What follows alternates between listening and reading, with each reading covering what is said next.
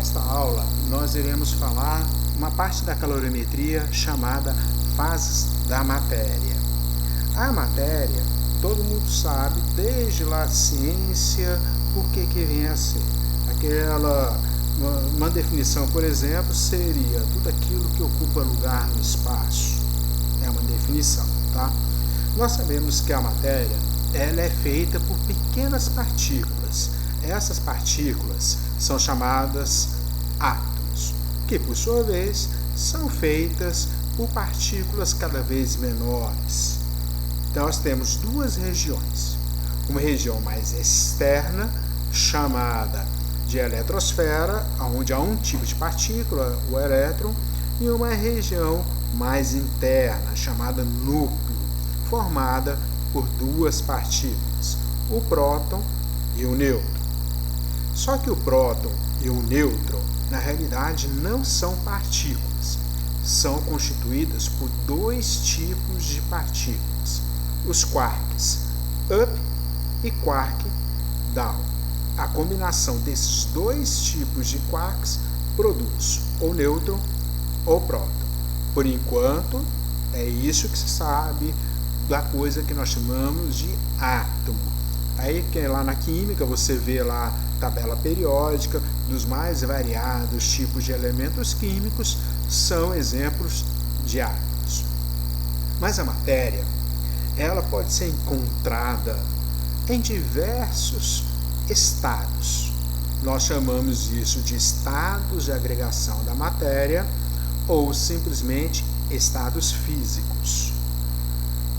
Você aprende no ensino fundamental que são três os estados físicos, mas na realidade não são três, são no mínimo 5. Vou colocá-los em ordem energética, tá? Esse primeiro estado, nós chamamos ele de condensado de Bose-Einstein ou simplesmente luz congelada. É um estado que, pelo menos até onde nós sabemos, não existe na natureza.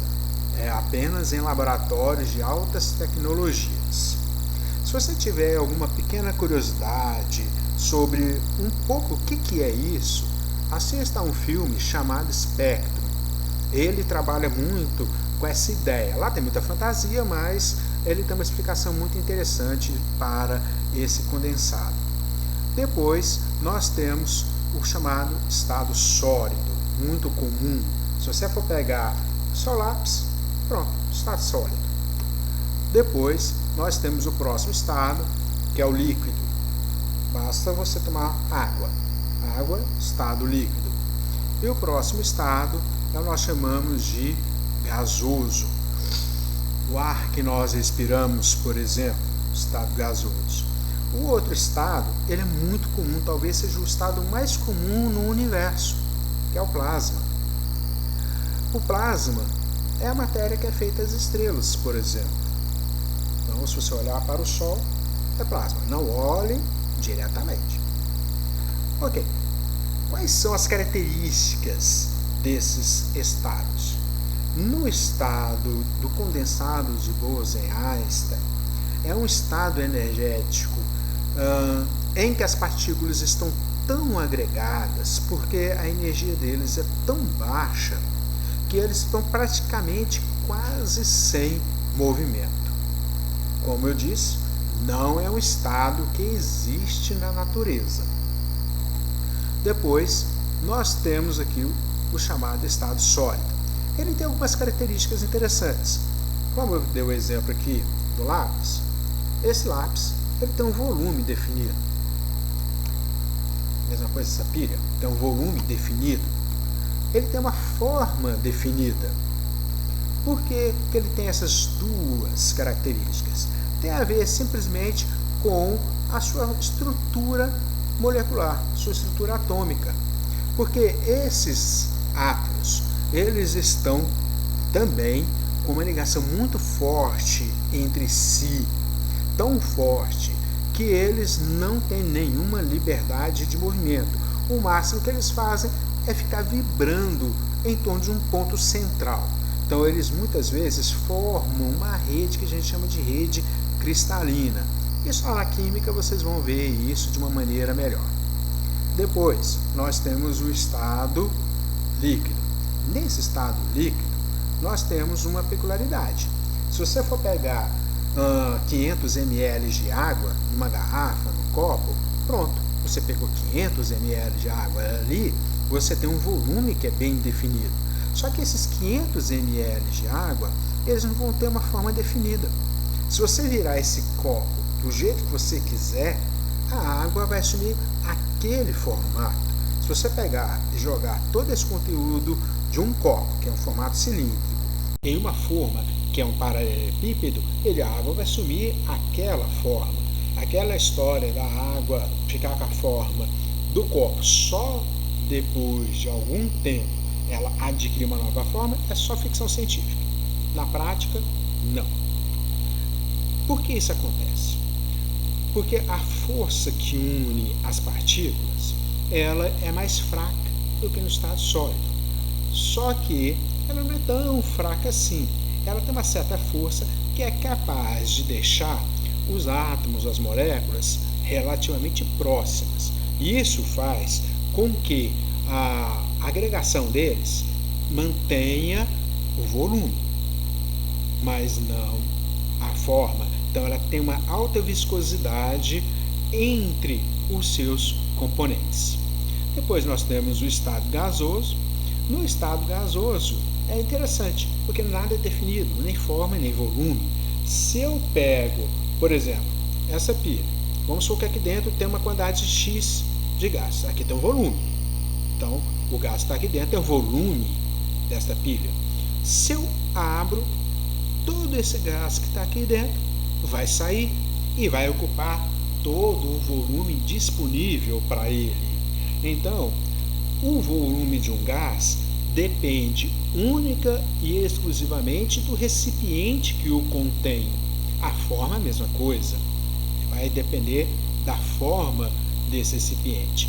Por que isso? Porque a ligação atômica entre as suas moléculas ou seus átomos é tão pequena que esses átomos têm uma grande quantidade de energia de movimento que eles se movimentam em torno de todo o espaço possível para eles.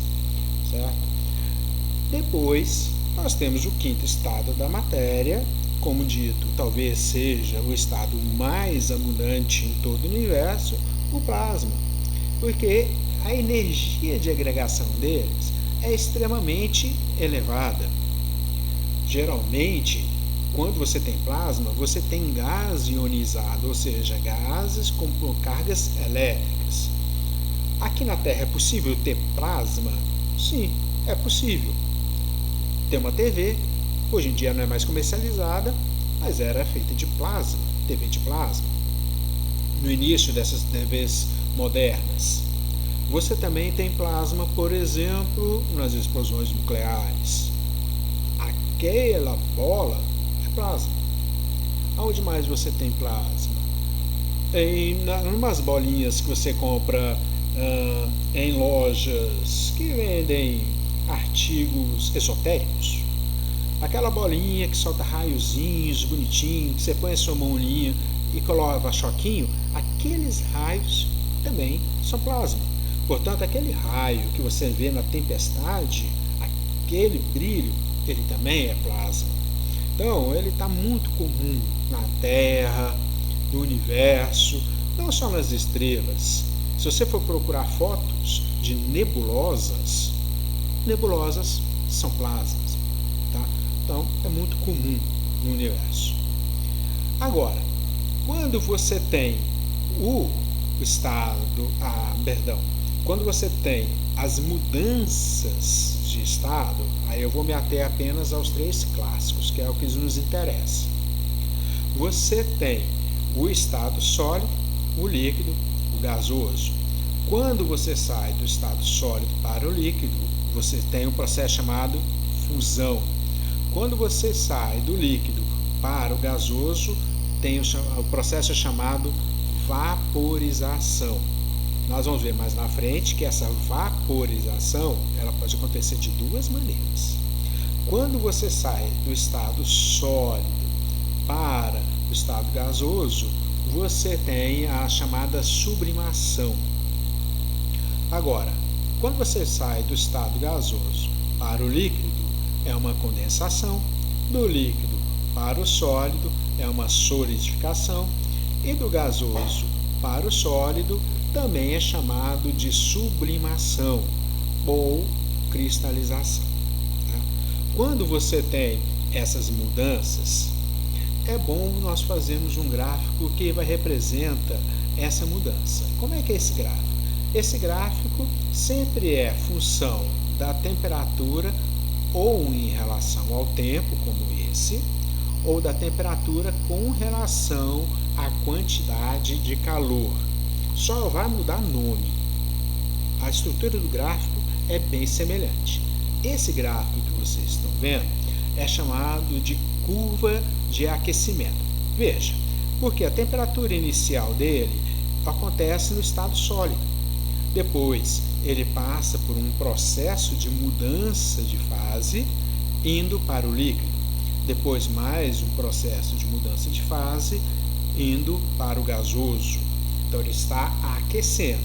Se ele fosse uma curva de resfriamento, essa curva estaria apenas invertida, começando do mais alto, indo para o mais baixo.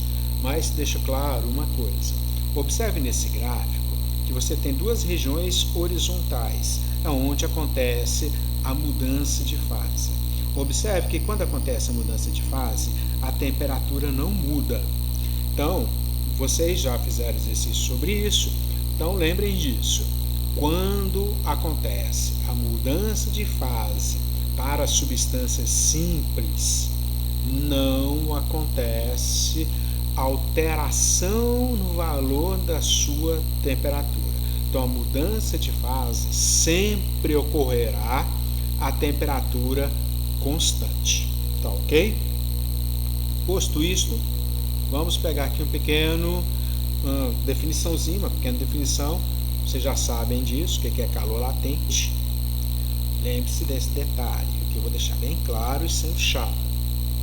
No calor latente, é o calor responsável pela mudança de fase. Ele ocorre sempre a temperatura constante. Um exemplo para a gente treinar um pouco. Nós temos aqui uma curva de aquecimento. Repare que essa curva é temperatura em função da quantidade de calor. Aquela anterior era temperatura em função do tempo. O que ela nos diz? Ela nos diz que essa substância tinha temperatura de 0 graus Celsius, recebeu 200 calorias, chegando à temperatura de 20 graus Celsius.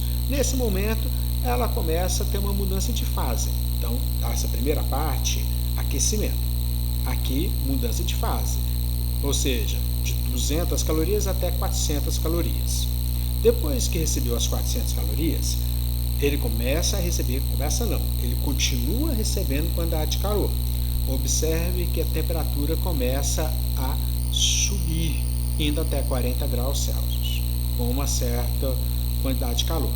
Você pode observar que de 0 a 200 eu tenho um tracinho.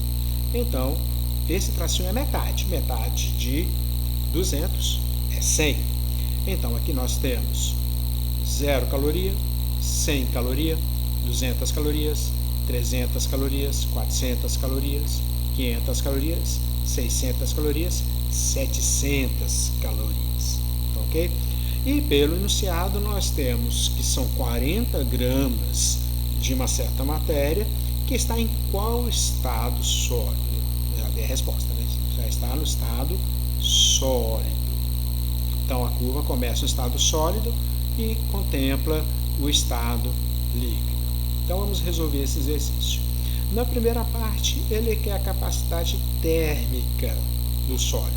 Para isso, nós vamos precisar saber a quantidade de calor no estado sólido, vou de 0 a 200 calorias, então 200 calorias.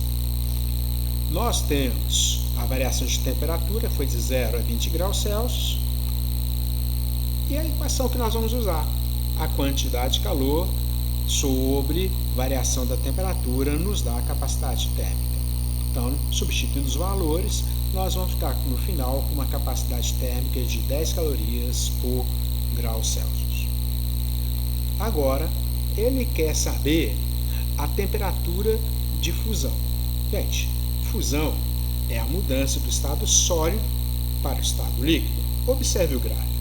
Aonde que está acontecendo a fusão? A fusão está acontecendo exatamente nesse trecho. E nesse trecho a temperatura é de 20 graus Celsius. Então, essa é a temperatura de fusão. Não precisa fazer cálculo, não precisa fazer nada. Próximo, ele quer saber a quantidade de calor que foi consumida pelo corpo durante a fusão. Bom, durante a fusão, o que nós temos? Quais são os dados? Nós temos 200 calorias, que é o início da fusão. Nós temos o final da caloria, que é 400 calorias, final da fusão, perdão. E nós temos aqui apenas que fazer a diferença entre eles. Ou seja, você vai subtrair 400 calorias de 200 calorias, o que vai dar exatamente 200 calorias. É essa a quantidade de calor que aconteceu durante a fusão. Pois bem, agora ele quer saber o calor latente que está acontecendo aqui. O que nós temos? Quais são os dados? A quantidade de calor que foi necessária nesse processo, 200 calorias, a massa, 40 gramas, e nós temos a equação. Calor latente é calor sobre massa, o que nos dá no final 5 calorias por grama. Depois, ele quer saber a capacidade térmica do corpo na fase líquida. É o mesmo item que nós fizemos no 1, só que agora nós temos aqui que ele processa com 400 calorias, que ele começa, e termina com 700 calorias. E então a variação de temperatura foi de 20 a 40 graus Celsius, que dá 20 graus Celsius. A equação é a mesma. Então, portanto, nós vamos chegar no final e tendo 15 calorias por grau Celsius. Então, gente, vejo vocês durante a semana. Dúvidas, reveja o vídeo, veja os vídeos anteriores e durante a semana nós conversamos. Então, tenham todos uma boa semana de estudo.